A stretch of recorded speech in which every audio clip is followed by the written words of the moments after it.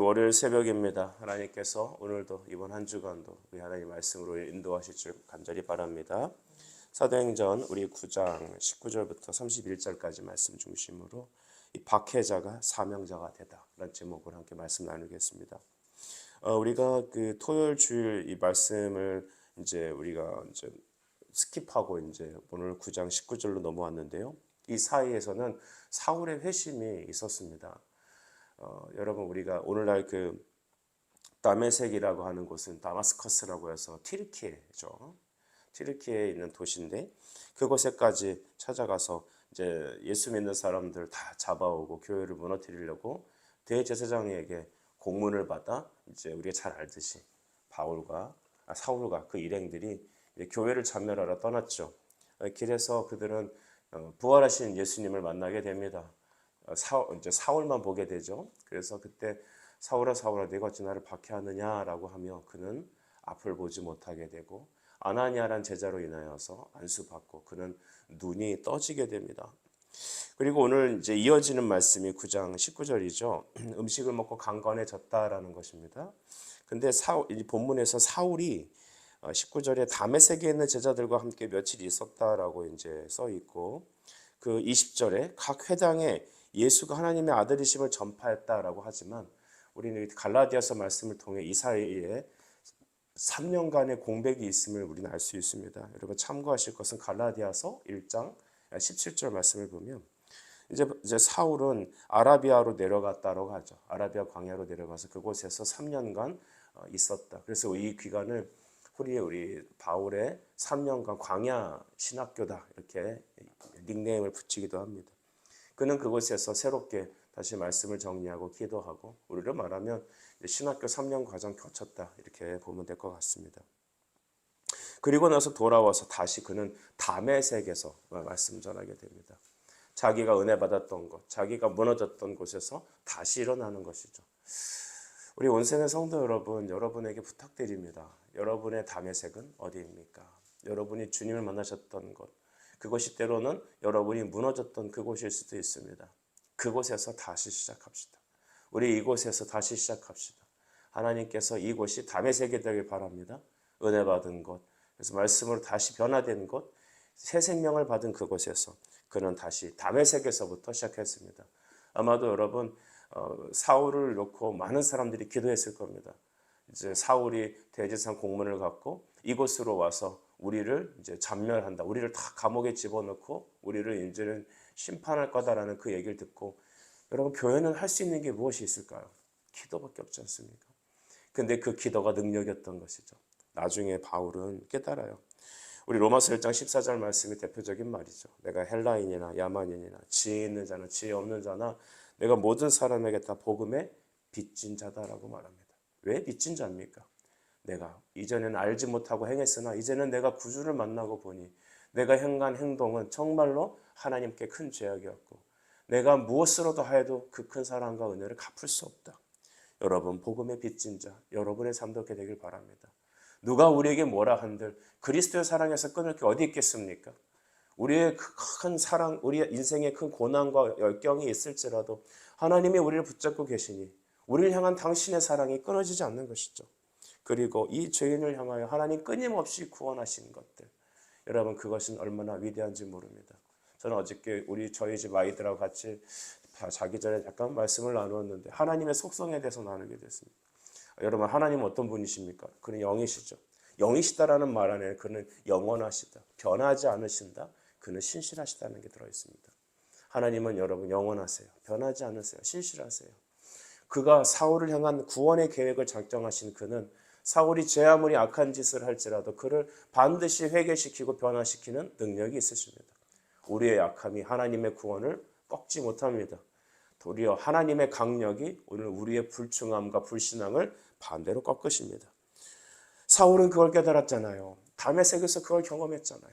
그리고 다시 아라비아 광야에서 그는 그렇게 광야 시간을 보내고 다시 다메섹에 와서 제자들과 함께 있다가 그는 그곳에서 각 회당마다, 회당은 유대인들이 모여 말씀 나누는 거 예배하는 장소잖아요.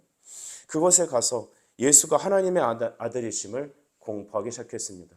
이건 기절초풍할 일입니다. 불과 여러분 사울은 맨 앞장서서 교회를 무너뜨리는 사람이었습니다. 하지만 이제는 반대로 맨 앞장서서 예수가 하나님의 아들 그리스도시라는 것을 선포하지 않습니까? 이것이 복음의 능력입니다. 여러분의 자녀들이 이러한 은혜를 누리길 축복합니다. 22절을 보니까 사울은 힘을 더 얻어 예수를 그리스도라 증언하는 다메섹에 사는 유대인들을 당혹하게 하니라 했습니다.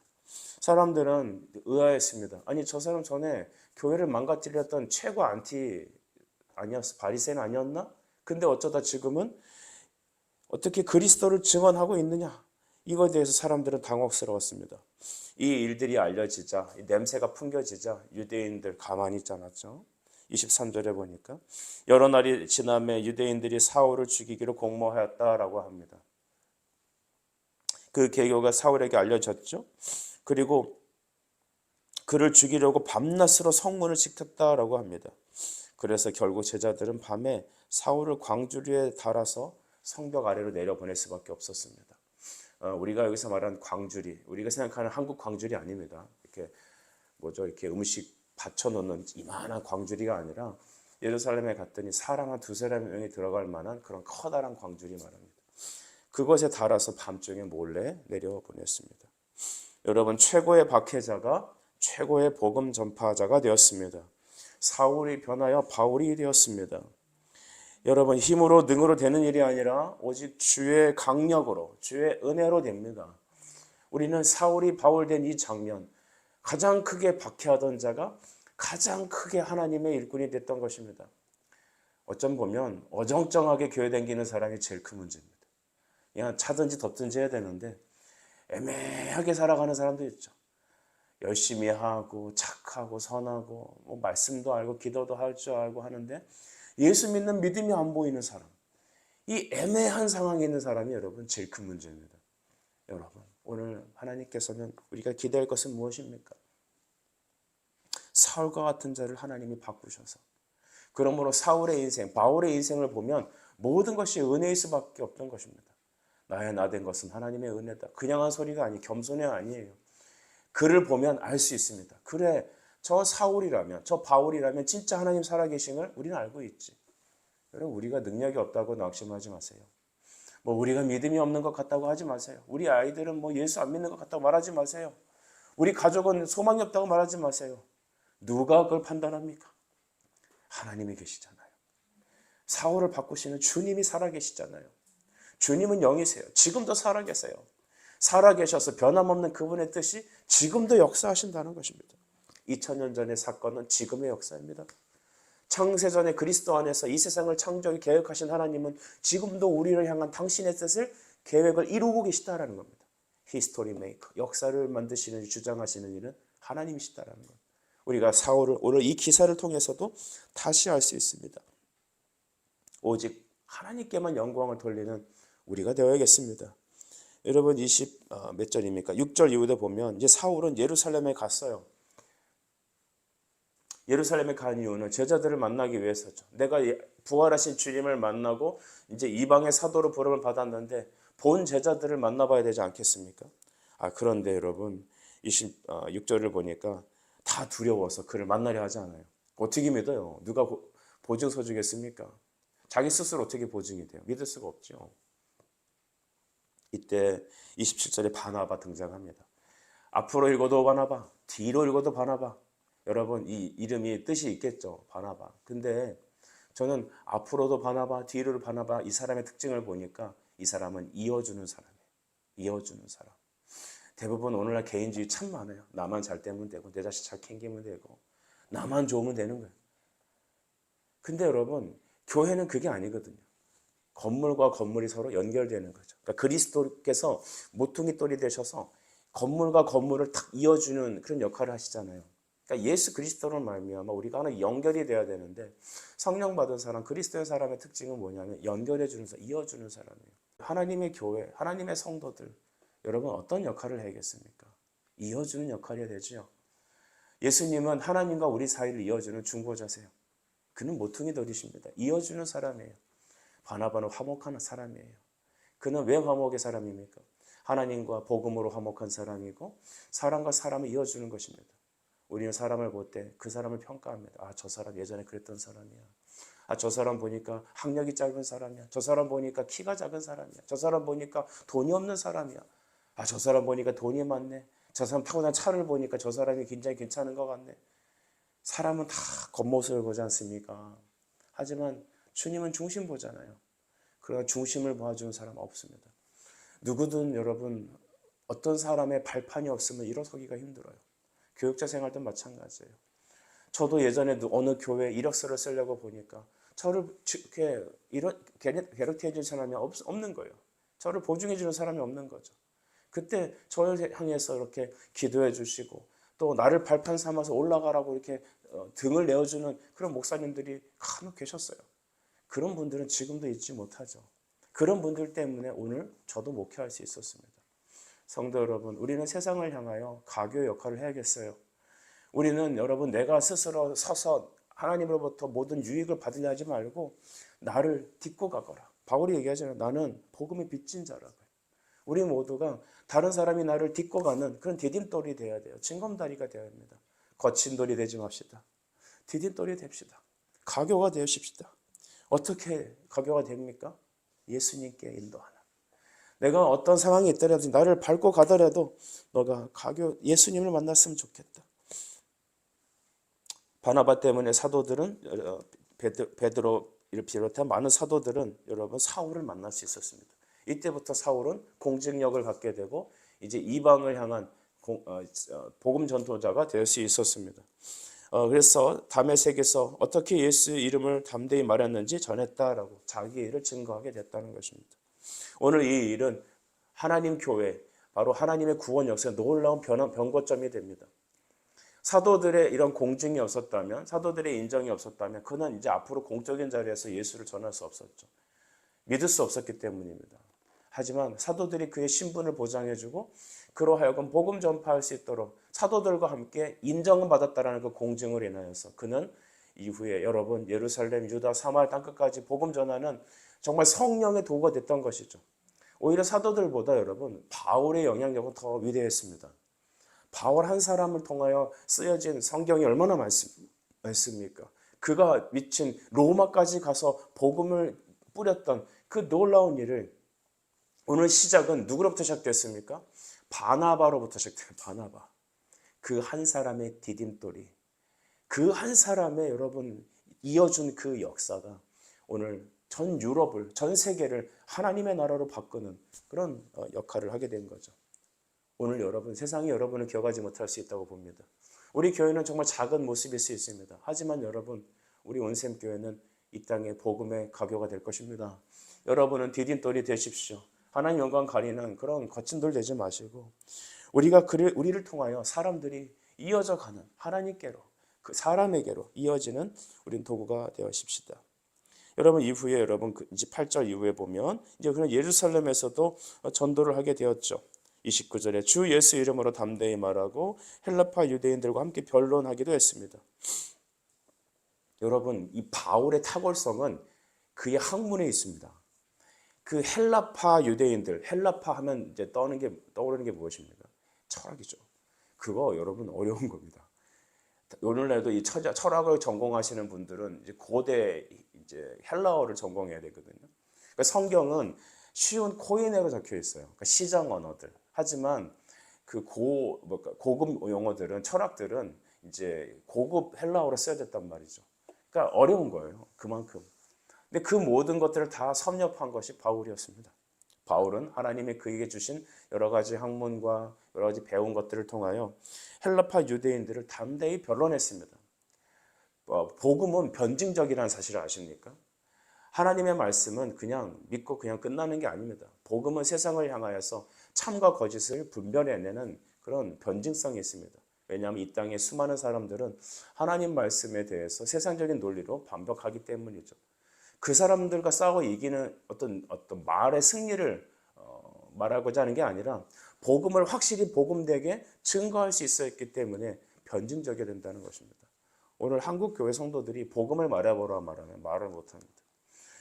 소위 뭐 믿음 있다, 신학교 갔다라고 하는 친구들도 그래 예수가 뭐냐, 예수 믿는 게 뭐냐, 도대체 신앙생활이 뭐냐 말하면 자기 경험과 생각을 말하지 성경을 통하여 예수를 밝히 보이지 못합니다. 근데 그거를 알려고 하지도 않습니다. 우리 성도들 여러분, 바울의 모습을 보십시오. 여러분이 다 목회자일 수는 없습니다. 하지만 하나님 말씀을 가지고 담대하게 예수 그리스도는 하나님의 아들이시다. 내가 왜 예수를 믿는가에 대한 담대한 성경적 신앙과 기준을 가지고 세상을 향하여 변론하는 그런 예수 그리스도의 종들이 되게 간절히 바랍니다. 이후에 여러분 그들 유대에서 더 이상 그는 있을 수 없었죠. 이제 살해 제1호 타켓이 되었습니다. 그래서 그를 할 수 없이 이제 형제들이 그의 본 고장인 다소로 보내게 되었습니다. 31절 보시면 온 유대와 갈릴리 사마리아 교회가 평안히 든든히 서가고 주를 경외함과 성령의 위로로 진행하여 수가 더 많아지니라. 아멘. 바울 한 사람의 간증은요, 아마 그 다메섹에 있는 그 북쪽에 있는 서아시아 쪽, 동아시아 쪽과 이 북쪽 사마리아 쪽 사람들에게 커다란 놀라운 복음의 센세이션을 일으켰을 겁니다. 저 사람이 예수를 믿었다는 거, 여러분 이건 대단한 거 아닙니까?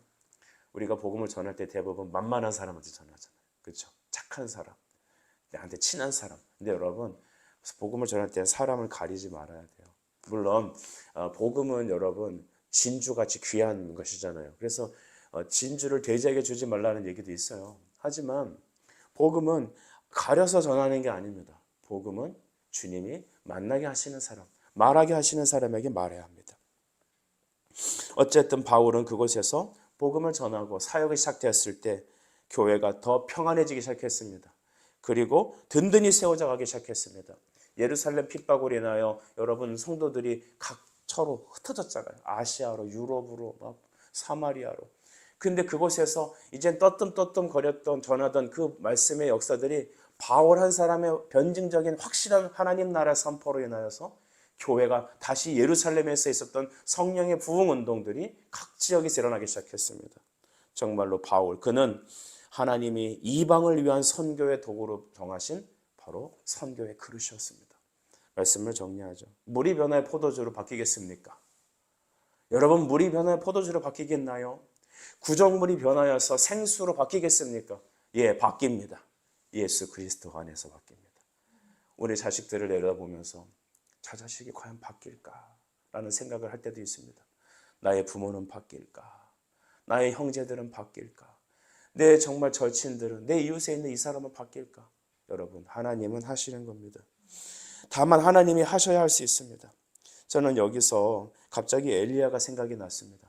엘리야가 여러분 열왕기상 19장에 보면요, 낙심해요. 낙심합니다. 이세벨이 내가 너 죽일 거야. 그러니까 이게 나자빠진 거예요. 때로는 그냥 한 마디 말이, 던져진 그 말이 그 사람의 사역을 접게 만드는 일이기도 하더라고요. 엘리야가 그랬습니다. 그는 혼자 고군분투했습니다. 그러다가 하나님이 그를 만나셨을 때 그는 하나님께 뭐라고 항변합니까? 제가 열왕기상 19장 10절 말씀 한번 읽어드리겠습니다. 내가 만군의 하나님 여호와께 열심히 유별하오니, 열심히 했다는 거죠. 이는 이스라엘 자손이 주의 언약을 버리고 주의 제단을 헐며 칼로 주의 선지자들을 죽였으며 오직 나만 남았거늘 그들이 내 생명을 찾아 빼앗으려 하나이다. 하나님, 저 이만하면 됐습니다. 저 이제 그만할래요. 아니, 저 좀 죽여주세요. 저 그만 살고 싶어요. 탈진한 거예요. 엘리야가 잘못한 거 아니에요. 열심히 많다고 했잖아요. 그러나 시대상이 너무 그런 거잖아요. 도무지 전도해도 한 사람이 돌아오지 않고 왕의 권력으로 이세벨은 나를 죽이려 하고 나의 동족들은 하나님을 섬겨야 되는데 바알 섬기고 주의 선지자들을 죽이고 이런 참남함을 보면서 주님, 저는 이제 됐습니다. 저 이제 안 할랍니다라는 겁니다. 저 이제 목회 안 하고요. 조용히 시골에 가서 땅이나 파고 살랍니다. 제 친한 목사님이 가끔 저한테 하는 얘기. 형이라고 부릅니다. 형, 저 이제 목회 안 하고 시골에 가서 농사 짓고 싶어요. 근데도 열심히 지금까지도 살았고요. 그렇게 잘하고 있습니다. 여러분, 왜 이런 일들이 일어납니까? 현실이 어렵니까? 그런 겁니다. 실제로 목회 현장을 떠나는 목회자들도 많이 있습니다. 제 동기들 여러분 뭐 개척하고 목회하고 담임 간 사람들 많이 없어요. 진짜 얼마 안 돼요. 이런 거 보면 다들 그들이 처음에는 그렇게 시작하지 않았겠죠. 제가 이 엘리야 얘기를 왜 합니까? 여러분, 오늘 이 시대에 낭망할 조건밖에 없어요. 목회 현장은 바로 엘리야의 시대의 그 현장밖에 없어요. 그런데 우리가 바라볼 것은 무엇입니까? 물이 변하여 포도주 되는 것입니다. 사울이 변하여 바울이 됐다는 것입니다. 그 한 사람이 세워져서 하나님의 나라와 교회들이 얼마나 잘 세워졌는지 우린 모릅니다. 저는 우리 아이들이 그 한 사람이 되길 간절히 바랍니다. 열왕기상 19장 18절로 저는 말씀을 마치고자 합니다. 내가 이스라엘 가운데 7,000명을 남기리니 바알에게 입맞추지 아니한 자니라. 여러분, 바알에게 입맞추지 않은 그 7,000명의 사람을 우리 하나님께서 오늘 우리를 부르시고 우리가 알지 못하는 그 어떤 사람들을 예비하셨습니다. 낙심하지 말고 때를 얻든지 못 얻든지 말씀을 선포하십시다. 기도하십시다. 하나님은 물을 바꿔서 포도주로 바꾸시는 분이십니다. 주여, 우리 교회를, 우리 남겨진 인생을, 우리 자녀들을 이와 같이 써 주시옵소서. 기도하겠습니다. 사랑과 은혜 아버지, 오늘 박해자가 사명자가 되었습니다. 최고의 박해자가, 최고의 복음 전포자가 되었습니다. 바나바를 통하여 사도들과 연결된 그는 이제 가는 곳곳마다 교회를 세우고 영적 부흥을 일으키며 하나님 나라를 세우는 예수께서 예비하신 그 복음의 통로가 되었습니다. 바알에게 무릎 꿇지 않은 7,000명, 바알에게 입맞추지 않은 7,000명, 하나님 이 시대에도 남겨주신 줄 믿사오니 주여, 내가 그 사람 되게 하시며 우리 자녀와 우리 교회가 그 사람 되게 하시고 그 7,000의 사람들과 동역하는 하나님 우리가 되게 하옵소서. 예수님의 이름으로 기도드립니다. 아멘.